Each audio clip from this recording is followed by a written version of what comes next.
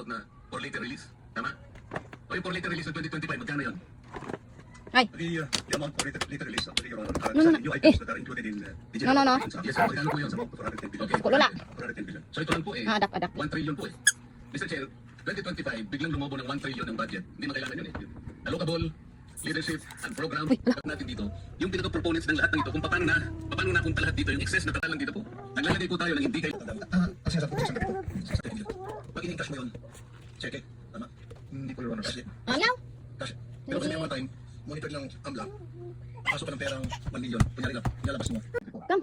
Ito. Perang, tinatala sa iyo, lagi po sumita ng pera ng abang sasakyan niya. Nakakait po talaga panlaro. Ang kung di po nagkakamali, ang isang pag nagkakalaman po ng mga 20 million po. 20 million kada sulat. And depende po kung maubos yun or mananalo po. So, ilang beses sa isang libo rin sulat? Ang user po, 2 to 3 times a week po. Your Honor, sa 20 million, sinusulat mo sa 60 million a week. Ang pera tinutulong sa kasino. Yun po yung dalalang po libo sa yun. So, si Henry nagbibigay sa iyo ng pera para isulat mo lang. Actually, hindi naman po sa akin. Ang sa amin po lahat, naglupo po nagpupunta sa kasino. Siya po lang may dalang pera. No. Doon po sila bibigay. Balik. Nagawas ng video na. Dali, kisabay, oh. May disabay. Balik. Mother mo nag-deposit sa'yo. Actually po kasi, kung kailangan naman po, napuntan ka na. So, siguro sabi mo, mag-usama tayo magsinungaling yan. Hindi naman po mag-isip nila. Ang tayo, 190 deposits, 597 million pesos. Ito yung finish na yun, mga accounts mo. 36 pa accounts. Ang mga nag-deposit dito, mother mo, misis mo, ex-wife mo. Ang yaman na tutak mo, para mag-deposit ng milyones sa account mo. Pati ex-wife mo, mayaman. Wala pong ganyan talaga ng pera sa bangko, Your Honor. Release na ito ng AMLAC eh. Itong information na ito dahil sa AMLAC eh. So, ibig sabihin, mali ang AMLAC, ikaw tama yung sabi mo. Kasi kung hindi ka lang nakakontent, ipakukulong kita ng mismo eh. Yung sa mga mo, Your Honor, baka naman po ang sinasabi ni AMLAC is yan po yung mga naging transaction po, hindi po yun yung total na pera ko sa bangko. Labas-pasok ka na deposits. Pinag-usapan natin. Laging naman ang pera mo, sabi mo, there's no such thing as 597,000. Ito nga po yung sinasabing labas-pasok na pera, which total to 597. At mga nag-deposit dito, ex-wife mo, misis mo, nanay mo. Ito ngayon, inamin mo na.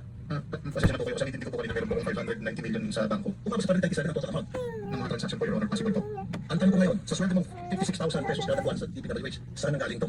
So sasabihin mo yan, misis mo, sa tapos hindi naman po wala yung mga magulang ko, napagtapos naman po nila kami na maayos at yan nabuhay po sila, nabigyan din po nila naman kami ng pera, hindi naman po kapatid po mga kapatid mo, bukod sa DPWH, sa sweldo mo, pero ang sideline na nabuhay, ano yung sideline na nabuhay? Nakikisir lang po ako sa bayan cell po ng kapatid ko, minsan po yung motor, minsan po yung sasakyan ko. Tapos ngayon, magsinungaling ka. Ano sa pagkakas sa WPP kung ikaw napakasinungaling ngayon pa lamang? Yung sabi ka totoo. Yung ano kasabi ko, totoo sila po, may hawak siguro ng ID na hindi po. Wala ko kumabang ka doon ng account ng WPP ang kasino, ng Martin Bishop, kung yung prinsip na kanina sa kanila. So, yung alam ko na dyan, siguro sila magkaroon kami. Hindi, ito siguro yung nagkakaroon ng ghost projects, no? Tsaka yung topic ko. Alam mo na. Kabombong Atas ng Nation, nasa pagpapatuloy pa rin itong pagdinig dyan sa matas na kapulungan ng Kongreso, particular na itong Senate Blue Ribbon Committee. Samantala muna tayong mag-edito dito sa pag-sustain patuloy upang bigyan daan ang ating mga commercials and of course, magbabalik po tayo sa Bombo ng News ng Palas News Center. Sunod bilan natin ang Bombo Radio at Star FM, pagdating na magpapatuloy na pagdinig dyan sa Senado, lalo na doon sa mga highlights na naturang hearing. Mga Kabombong Atas ng Nation, maaari pa rin subaybayan ang ating mga programa sa pamamagitan ng ating Bombo Mobile app, YouTube, TikTok at ating Facebook Live. Mula sa Bombo News Center, Makati, this is Bombo Radio Philippines, the #1 and most trusted source of news and information. Mas Radio, Bombo! San Miguel Peltiso presents isa, dalawa, tawa. Anong tawag sa beer na nauubos? Hanggang di sa beer! Meron pa!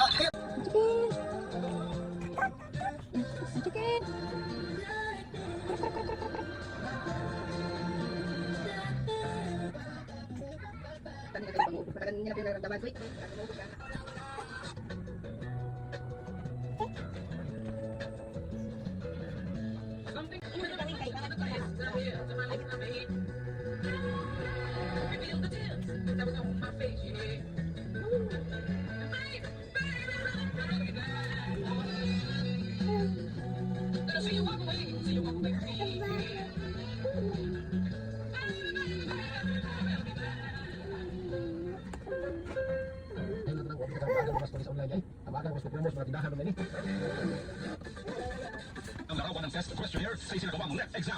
International France kinilalaan ni State of Palestine sa gitna ng digmaan. Di dating Bulacan District Engineer Henry Alcantara sa flood control schema. Lahat ng flood control projects ng DPWH sa 1st District ng Bulacan mula 2019 hanggang 2025 napatunayang substandard. Ano substandard? Pinalagaan ang pagtukol sa kanyang mastermind ng riot sa Maynila. At para sa detalye ng mga maiinit na balita. Ganitong bagyo ang binabantayan low pressure area sa labas ng Philippine Area of Responsibility. Dito na mataas sa layo 1,075 kilometers east ng Eastern Visayas. Nagkalito ang lakas ng hangin 55 kilometers per hour at pagdugsong 70 kilometers per hour. Paluran sa bilis ng 35 kilometers per hour. Inaasahan papasok ito sa bansa mamayang hapon o gabi at papangalang bagyong Opong. Napanatili naman ang Super Typhoon Nando ang lakas nito habang patuloy na kumikilos sa labas ng bansa. Umaabot sa 185 kilometers per hour ang lakas ng hangin. Habang signal number 1 naman sa Batanes, nakikita ang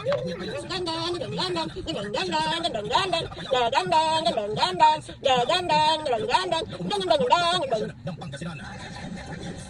Samantala, patay ang isang senior citizen matapos matabunan ng gumuong lupa ang kanyang sasakyan sa Sitio Bigis, Poblacion Marcos Highway, Tuba, Benguet. Sa pananalasa pa rin ng Super Typhoon Nando, patay sa ulat isang 74-year-old. Ang biktima mula Tarlac habang 4 na sasakyan ang sangkot sa insidente. Ayon kay CDRRMO, Local Disaster Risk Reduction Management Officer 2, Julius Santos, 6 ang nasugatan, kabilang na ang mga senior citizens mula Pasig City at mag-asawa mula sa Baguio City. Yes, kanang demonyo, ito ba, kanang hindi mo sila dalan. Sa laban na nila,